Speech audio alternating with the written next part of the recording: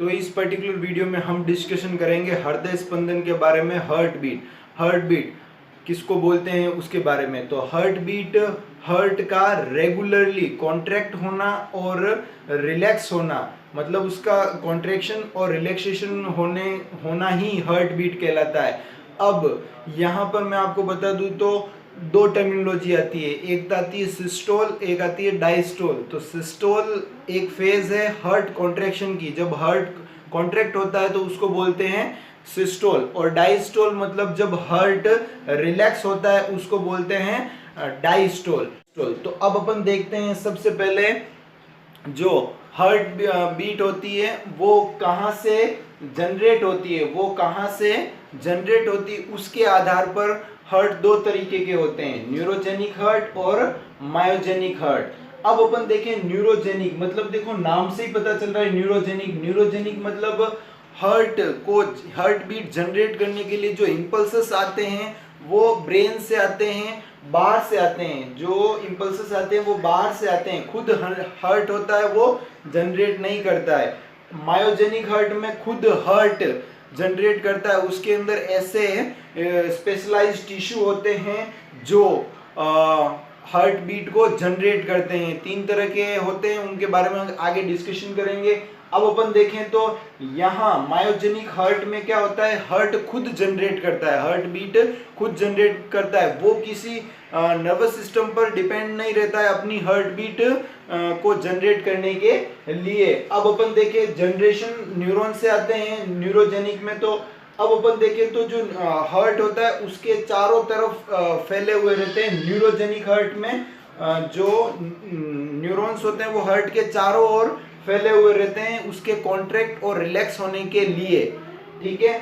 और अगर अपन देखें तो हार्ट को, अगर न्यूरोजेनिक हार्ट की बात कर रहे हैं, न्यूरोजेनिक हार्ट को अगर अपन बॉडी से बाहर निकाल दे तो वो बीट करना, जो बीटिंग उसकी होती है वो स्टॉप हो जाएगी। क्योंकि इसके पीछे एक कारण है कि जब न्यूरॉन्स से कनेक्शन ही टूट जाएगा तो हार्ट बीट कैसे करेगा। अब मायोजेनिक के बारे में बात करते तो यहाँ पर स्पेशल नोडल टिश्यू होते हैं, वो इस चीज को जनरेट करते हैं। एस नोड, एवी नोड, इस तरीके के इसमें बंडल ऑफ हीन्स, पुरगंजे फाइबर ये होते हैं। तो यहाँ पर एस नोड होता है वो जनरेट करता है। अब अपन डिस्कशन करते हैं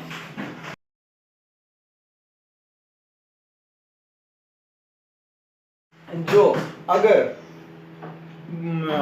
जो मायोजेनिक हार्ट को अगर बॉडी से बाहर निकाल दे, मायोजेनिक हार्ट मतलब अपना, न्यूरोजेनिक हार्ट मतलब जो इंसेक्ट में होते हैं उनमें न्यूरोजेनिक हार्ट पाया जाता है, मायोजेनिक हार्ट मतलब अपने हार्ट को अगर बॉडी से बाहर निकाल दिया जाए और उसको जो भी रिक्वायरमेंट होती है पोषक तत्वों की वो दिया जाए और अनुकूल वातावरण दिया जाए तो यह बीटिंग करना स्टॉप नहीं करता है, क्योंकि यह नर्वस सिस्टम पर डिपेंड नहीं होता है, इसीलिए इसको मायोजेनिक हार्ट बोलते हैं। अब अपन डिस्कशन करते हैं कि यहाँ किस तरीके से जो ये हार्ट होता है वो बीटिंग स्टार्ट करता है। और यहाँ पर सबसे पहले मैं आपको बताने के लिए आपको बताता हूँ वो चीज है sino auricular node. Sino auricular node ऐसी जगह होती है, इसको पेस मेकर भी बोलते हैं। अब साइनो ऑरिकुलर नोड होता है वो क्या करता है, इंपल्सेस जनरेट करता है, यही जनरेट होती है, नर्वस सिस्टम से जनरेट नहीं होती है। अब अपन डिस्कशन करें तो इसकी पोजीशन कहाँ होती है, तो इसकी राइट एट्रियम की राइट साइड में इसकी पोजीशन होती है। सुपीरियर वेना केवा के जो जहाँ खुलती है सुपीरियर वेना केवा उसके जस्ट पास में होती है। तो यहाँ पर देखें अपन तो यहाँ जनरेट हो जाता है, यहाँ जनरेट होता है, फिर वो एवी नोड के पास जाता है जिसको बोलते हैं auricular ventricular node. Auricular ventricular node होता है वो होता है जो इंटर ऑरिकुलर सेप्टम होता है उसके जस्ट राइट साइड में होता है। इंटर ऑरिकुलर सेप्टम के जस्ट राइट साइड में इसकी पोजीशन होती है ऑरिकुलर वेंट्रिकुलर नोड की। अब यहाँ जनरेट किस तरीके से यहाँ से यहाँ जाते हैं तो इंटर नोडल पाथवे होता है, इसके बीच में यहाँ कुछ टिश्यू होते हैं, उसके द्वारा एसएन नोड में जो भी इंपल्सेस जनरेट हुए वो सब यहाँ एवी नोड के पास जाते हैं और मैं आपको और बता दूं तो यहाँ ऐसे नोड में जो इम्पल्सेस जनरेट हुए हैं वो जनरेट होने के बाद जो लेफ्ट और एट्रियम होता है उसके पास भी जाते हैं, लेफ्ट एट्रियम के पास भी जाते हैं और फिर ये दोनों साथ साथ में कॉन्ट्रैक्ट करते हैं, जो भी ब्लड होता है वो नीचे आ जाता है। अब अपन डिस्कशन करें कि यहाँ एवी नोड से बंडल ऑफ हिन्स के माध्यम से जो इंटरवेंट्रिकुलर सेप्टम होता है उसके माध्यम से, इंटरवेंट्रिकुलर सेप्टम इसको बोलते हैं, इंटरवेंट्रिकुलर सेप्टम के माध्यम से बंडल ऑफ हिन्स से होते हुए ये इंपल्स निलय में चले जाते हैं और आगे ये पुरकंजेव फाइबर में डिवाइड होके पूरे निलयों में फैल जाते हैं और जिसके कारण ये निलय होते हैं वो कॉन्ट्रैक्ट होते हैं और फिर ये जैसे ही निलय कॉन्ट्रैक्ट होते हैं तो ब्लड जो पल्मोनरी आर्टरी होती हैं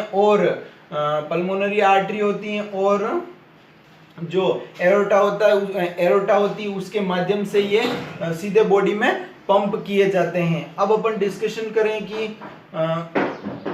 यहाँ थोड़ी सी बात रह गई है, उसके बारे में डिस्कशन करते हैं कि यहाँ से सीधे जो एट्रियम होते हैं वहां से वेंट्रिकुलर में सीधे नहीं जाते, क्योंकि यहाँ पर एनुलर पेड नाम की एक ऑरिकुलो वेंट्रिकुलर सेप्टम होता है, वहां पर एनुलर पेड पाया जाता है। वो क्या करता है, वहां पर जो वसा के टिश्यू होते हैं तो वहां से ये जनरेट नहीं होता, इसीलिए यह इंटरवेंट्रिकुलर सेप्टम के माध्यम से यह मैसेज आगे पहुंचाया जाता है ये तंत्रिकाओं के द्वारा।